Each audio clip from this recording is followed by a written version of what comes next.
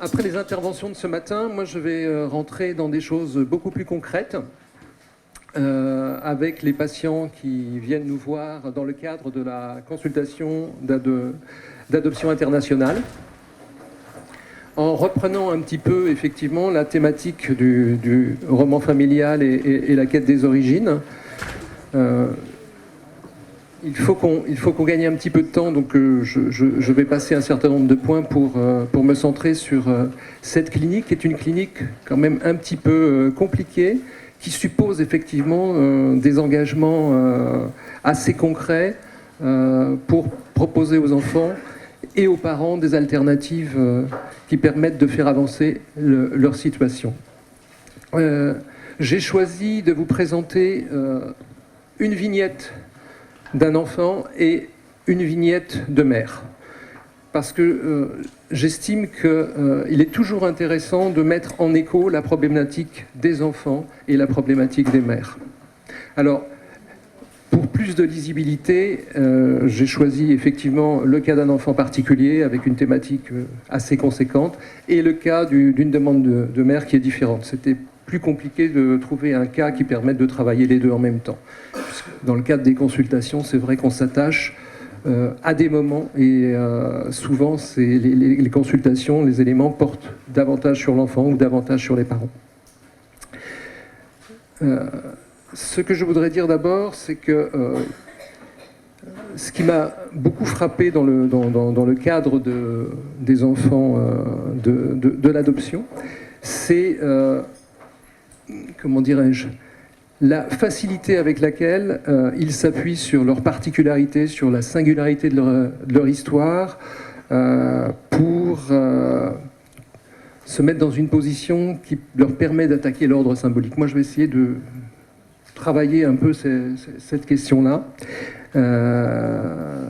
parce que si la question de la quête des origines est une question qui touche chacun d'entre nous, et en particulier dans le cadre des consultations, on a affaire à des enfants, aussi bien ceux dont on parle que ceux qui sont immigrés, que les enfants traditionnels, classiques. Tout le monde, à un moment donné, va faire état d'histoires de cette manière-là. Moi, ce qui me frappe chez les enfants de l'adoption internationale, c'est l'expression très directe, très féroce, très omniprésente que le discours peut prendre. C'est plus discret chez d'autres enfants. Je vais commencer par vous citer l'exemple d'un enfant immigré d'Afrique, né en France, soumis effectivement à des éléments un peu persécutifs liés à l'extérieur. Il s'exprime ainsi. « Je ne comprends pas. Quand je suis en France, on me traite de noir. Quand je suis en Afrique, on me traite de blanc. Je ne comprends pas. C'est comme si j'étais né nulle part. C'est comme si j'étais pas né. » Il met un temps d'arrêt, il dit « Ou c'est comme si j'étais né dans la mer. » Moi, je trouve effectivement la qualité d'élaboration, la qualité créative des enfants, elle est tout à fait intéressante. À certains moments, et particulièrement avec les enfants adoptés, le discours est quand même très omniprésent, très envahissant, et si on y prend garde, on pourrait prendre pour argent comptant ce qui est raconté.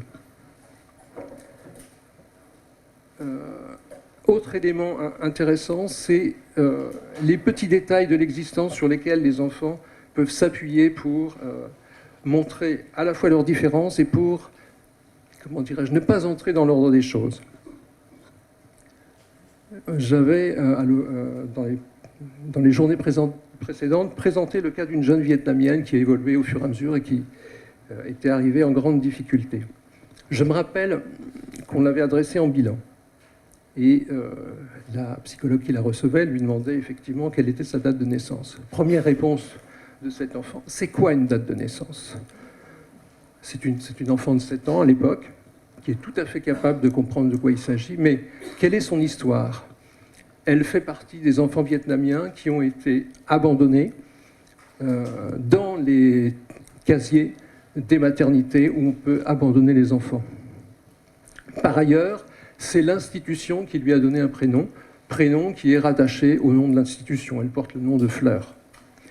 C'est effectivement compliqué de pouvoir s'inscrire dans un ordre symbolique quand effectivement sa date de naissance ne signifie rien. Mais pour autant, comment faire valoir auprès d'une enfant que malgré tout, l'ordre symbolique est bien présent. Voilà, je vais prendre les choses un peu concrètement de ce côté-là. Alors, premier exemple de vignette clinique, il s'agit d'un enfant africain que j'ai reçu la première fois, je crois, en fin d'année dernière. C'est un enfant africain qui vient avec une mère adoptant seule, mère qui travaille dans le cadre associatif, qui fait beaucoup de choses en Afrique. Donc cet enfant lui a été proposé à l'adoption grâce un petit peu aux relations qu'elle avait sur place. Donc c'est un enfant qui vit beaucoup au contact des missions de la mère, qui va beaucoup en Afrique. Et quand je le reçois, il se détermine comme étant effectivement dans un grand manque du côté de la question de ses origines. En effet, et c'est la raison pour laquelle cette famille vient consulter, la mère effectivement nous dit qu'il est envahi par la question de sa filiation biologique, par surtout un vécu, un sentiment de manque à cette question. Il est sans arrêt en train de revenir sur le fait qu'il ne peut pas construire son identité sans avoir effectivement accès à la question de ses origines. Comment pourrait-il faire pour retrouver sa mère? Voilà. Sa maman est, comment dirais-je, dans une position délicate parce que d'emblée, quand il attaque ce sujet-là, il lui dit c'est pas contre toi, maman, mais j'ai besoin de savoir qui m'a donné naissance, qui sont mes vrais parents, etc., etc. Et il enchaîne. Donc, ça met la maman dans une position où elle ne peut faire que silence. Elle essaye d'étayer un petit peu les choses en lui expliquant un peu son histoire. Il est né d'un couple illégitime. La jeune femme qui faisait partie, enfin qui l'a mise au monde, s'est retrouvée effectivement enceinte sans pouvoir épouser l'homme avec qui elle était et dont manifestement elle était très amoureuse. En tout cas, la maman met en scène quelque chose le plus positif possible pour soutenir un petit peu le garçon dans cette question-là. Devant un petit peu cette difficulté qui est la sienne à pouvoir, tout à l'heure, enfin, ce matin on parlait de verre à moitié plein ou à moitié vide, il faut aussi faire avec son verre, c'est pas toujours facile. Je prends une position qui est d'essayer de proposer un décalage à cet enfant, d'autant que la qualité de son discours permet éventuellement de pouvoir engager un dialogue.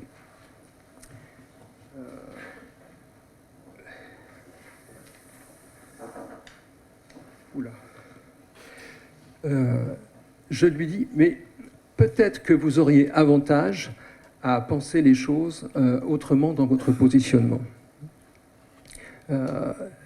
Vous ne pouvez pas rester dans une position où vous êtes sans arrêt en train de vous plaindre du manque, d'être à la recherche d'une origine et des parents qui vous ont mis au monde que peut-être vous ne pourrez pas rencontrer. Et la mère, effectivement, soutient la chose en disant qu'il n'est pas évident que sa mère puisse le rencontrer à nouveau. Elle a peut-être refait sa vie, ça ne sera peut-être pas aussi facile que ça. Voilà. Ce que je lui propose, c'est de considérer le fait que sa famille, son identité, elle existe. Il s'exprime bien, il est capable de dire les choses, que peut-être une alternative, c'est de penser sa famille comme celle dans laquelle il est et de se réapproprier ses origines par la suite. Et de repenser les choses, non pas forcément du côté uniquement de retrouver ses parents biologiques, mais de pouvoir faire avec une intériorisation du pays, de la culture, de la langue, etc. Bien qu'ils la connaissent déjà. Mais il est tellement dans la plainte qu'il dénie un certain nombre de choses. Par exemple, relativement aux relations qu'il entretient avec les camarades sur place, en fait, lui dit que tout va bien, la maman signale qu'en fait, il se plaint quand même beaucoup du fait qu'il n'est pas considéré comme un enfant du cru, qu'il est considéré comme différent. L'autre petit problème qui existe encore, c'est que la maman est en lien avec un certain Père Antoine, qui est la personne par laquelle l'adoption s'est faite, et qu'elle appelle par téléphone, par Internet, quand il y a des difficultés avec cet enfant. Alors, il faut dire qu'ils sont venus consulter aussi parce qu'il y a un ensemble de difficultés, de troubles du comportement. Moi, sans oser trop avancer les choses, je trouve qu'effectivement, le fait qu'il y ait un homme qui fasse tiers est une bonne chose, mais qu'il soit rattaché à l'Afrique pose un peu problème, parce que ça continue à maintenir cet enfant entre deux places, deux pays. C'est la raison pour laquelle, effectivement, je suis intervenu pour proposer une alternative en prenant les précautions, effectivement, que je pouvais prendre, mais pour engager cet enfant dans l'idée qu'à un moment donné, il fallait se poser, choisir et avancer. On se quitte sur cette première consultation. C'est ce qui est assez paradoxal dans les consultations d'adoption. Quelquefois, on met beaucoup de temps à pouvoir aborder des questions essentielles. Quelquefois, ça vient tout de suite. Et il faut pouvoir effectivement se déterminer assez rapidement. Alors, j'étais très content de revoir cette famille 3 mois après. Je me suis dit peut-être que j'aurais du matériel à proposer pour cette conférence. Je revois donc cet enfant et cette maman. Alors, j'avais proposé quand même dans l'intervalle de penser à une psychothérapie, de mettre en place une psychothérapie pour cet enfant, puisqu'il avait une qualité de discours et une souffrance qui était telle qu'il fallait quand même un petit peu mettre en place quelque chose. Psychothérapie qui va être acceptée par la mère et l'enfant. Alors qu'au départ, la maman était partie plutôt dans une orientation d'une prise en charge de type neurocognitif. Quand ils reviennent, je suis un petit peu déconfit. Quand je questionne cet enfant sur ce qui s'était passé la fois dernière, s'il était encore dans ce type de questionnement, il ne se rappelle même plus avoir abordé la question. Il est passé à un moment donné à autre chose, ou bien il intériorise la question, et quand je me retourne vers la maman pour savoir ce qu'il en est, elle me dit bah, écoutez, oui, après la consultation et la mise en place de la psychothérapie, c'est vrai que son discours est beaucoup moins présent, il est moins à évoquer ce genre de choses, ce qui ne veut pas dire que les questions ne sont pas présentes chez lui, simplement, je trouve que l'avantage, c'est que ça devient intériorisé. Et qu'il le travaille en plus avec son thérapeute.